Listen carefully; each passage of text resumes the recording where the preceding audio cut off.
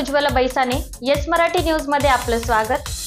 आता पाहूया एक स्पेशल रिपोर्ट. धनादेश न वाटल्याप्रकरणी आरोपी सोनल पोपट खोटे यास 4 महिने सक्त मजुरी व दंड. दिंडोरी दिवाणी व फौजदारी न्यायालयात मागील 7 ते 7.5 वर्षापासून सुरू असलेल्या खटल्यामध्ये न्यायाधीश ए पंडित यांनी खोटा धनादेश देणाऱ्या सोनल पोपट खोडे या नावाच्या आरोपीस 4 महिने सक्त कारावास व मुद्दल रक्कम रुपये 3,68,000 त्यावरती जेव्हापासून खटला सुरू आहे तेव्हापासूनचे 6% दराने व्याज तसेच तक्रारदारास मानसिक त्रासापोटी 15,000 इतक्या दंडासहित रकमेची शिक्षा ठोठावली. या प्रकरणी तक्रारदार संदीप चौधरी यांच्या वतीने ॲडव्होकेट FD पठाण यांनी कामे बघितली. त्यांनी या प्रकरणी सविस्तर माहिती दिली. आज दिंडोरी न्यायालयामध्ये जी काही केस 138च्या कलमान्वये चेक बाउन्सच्या संदर्भामध्ये केसचा निकाल झालेला आहे.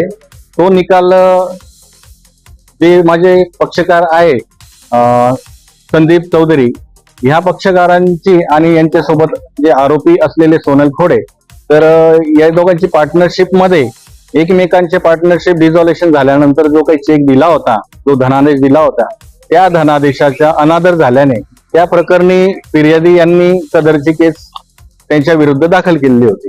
सदरच्या केसमध्ये हे प्रकरण त्या ठिकाणी तडजोड न झाल्याने पूर्णपणे चाललं गेलं आणि त्या प्रकरणामध्ये बँकेचे साक्षीदार, त्यासोबतच नोटरी साक्षीदार, त्यासोबतच कंपनीचे व्यक्ती आणि जे काही आरोपी होत आहे ते त्या आरोपींना स्वतः पण त्यांनी तपासलेले आहे.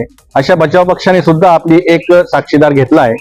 त्या संपूर्ण साक्षीदारांती सदरच्या केसमध्ये आज रोजी फिर्यादीच्या बाजूने निकाल लागलेला आहे. तो निकाल असा आहे की ज्यामध्ये धनादेश, ज्याला आपण चेक बाउन्सची केस म्हणतो, 138ची केस म्हणतो, तर अशा केसमध्ये सदरचा चेक बाउन्स झाल्या प्रकरणी दिंडोरी न्यायालयातील मेहरबान न्यायालय यांनी सदरच्या केसमध्ये निकाल दिलेला आहे. पंडित मॅडम यांच्या कोर्टात सदरचा खटला चालला आणि त्या खटल्या अंतर्गत आज रोजी आरोपी यांना सदरचा चेक धनादेश केल्याप्रकरणी शिक्षा ठोठावली आहे. सदरचा शिक्षेचा तपशील असा आहे की सदरची जी चेक अमाऊंट होती ती चेक अमाऊंट साधारणतः 3,68,000 इतकी होती. सदरच्या अमाऊंटच्या 6% असा व्याज साधारणतः 9 वर्षापर्यंत ती केस चालली. त्यामुळे 1,99,000 रुपयाचा त्या ठिकाणची इंटरेस्ट आणि प्लस जी काही अमाऊंट आहे चेक अमाऊंट अशी टोटल मिळून समथिंग 6 लाखाचा समूह त्या ठिकाणी आरोपीला देणं लागत आहे. त्यासोबतच सदरच्या केसमध्ये आरोपीला 4 महिन्याची साध्या कारावासाची शिक्षा न्यायालयाने ठोठावलेली आहे.